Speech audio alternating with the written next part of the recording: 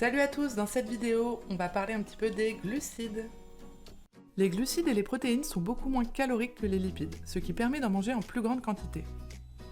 Les glucides sont les carburants numéro 1 de notre organisme. Ils sont la source d'énergie principale pour notre corps. On retrouve deux types de glucides. Il y a les glucides simples et les glucides complexes. On va détailler un petit peu tout ça. Les glucides simples se retrouvent souvent dans les aliments à la saveur sucrée comme le sucre, le miel, les bonbons, les biscuits et les fruits. Et il y a aussi le lactose. Les glucides complexes, eux, se retrouvent plutôt sous forme d'amidon, comme dans le pain, les pâtes, les céréales, les pommes de terre, les légumineuses, etc. Ne vous prenez pas la tête avec l'indice glycémique, sauf si vous êtes diabétique ou que vous préparez une compétition de haut niveau. C'est une mode complètement absurde de se fier à ça, car les aliments vont changer d'IG suivant leur cuisson. Alors pour le même aliment, ça peut tout changer, donc si vous avez envie de vous faire des nœuds au cerveau, allez-y et bonne chance! Ce qui nous intéresse vraiment dans les glucides, ce sont leurs sources d'énergie. Nos besoins en glucides sont faciles à calculer à condition de connaître nos apports en protéines et en lipides. Alors c'est très simple, vous avez un budget en protéines, un budget en lipides, et tout ce qu'il vous reste dans votre budget pour atteindre vos macronutriments de la journée, c'est les glucides. Donc si je fais une journée bien remplie et hyperactive, je vais avoir mes apports en protéines et en lipides à garder identiques tous les jours, car ils sont essentiels à notre métabolisme, plus beaucoup de glucides.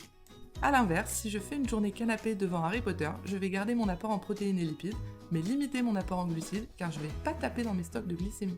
Je voudrais vous parler d'une fausse croyance qui est les glucides font grossir le soir. Les glucides ne font pas grossir le soir. Ils ont le même nombre de calories que ce soit le matin, le midi ou le soir. Il faut simplement, comme d'habitude, adapter votre budget calorique à votre métabolisme.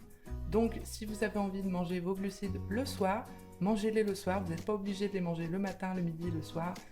Toutes ces fausses croyances qui disent il faut manger des féculents à chaque repas, etc., c'est complètement faux. Voilà, il faut vraiment faire comme vous avez envie, comme vous vous sentez le mieux, pour être le moins frustré possible. Si vous mangez sur le pouce le midi et que vous n'avez pas forcément envie d'intégrer un dessert parce que vous allez manger en 2 secondes et pas le savourer, et que vous préférez le soir manger un bon dessert devant votre film, allez-y quoi, faites-vous plaisir. Encore une fois, ce qui est important, c'est de consommer des glucides de qualité. Si vous mangez propre, vous aurez un métabolisme qui va tourner au taquet, et surtout, vous allez vraiment le ressentir dans votre sensation de faim.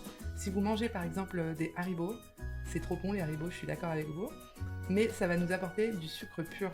Alors que si par exemple vous mangez des pommes de terre, ça va vous apporter beaucoup de nutriments à côté, ce qui va faire beaucoup de vitamines, etc. Donc bon fonctionnement de votre corps, des fibres, tout ce qui va avec. De plus, si vous mangez genre 4 Haribo, vous aurez la même quantité de calories que si vous mangez peut-être 3 pommes de terre, quoi. Bon, j'exagère peut-être un petit peu. Mais pour vous dire que le volume alimentaire passe aussi par là. Plus vous allez manger propre, on va dire, et brut, plus vous pourrez manger en quantité. Donc si vous êtes un gros mangeur, n'hésitez pas, mangez beaucoup, mais des produits le moins transformés possible. Pour conclure sur cette vidéo, retenez bien que les glucides ne font pas grossir. Ce qui fait grossir, c'est le surplus calorique. Il suffit d'adapter son apport calorique chaque jour et de connaître correctement son métabolisme. J'espère que cette vidéo vous a plu et qu'elle vous a appris des choses. Si vous avez des questions, n'hésitez pas à me contacter. N'hésitez pas à aimer mes vidéos et vous abonner à ma chaîne.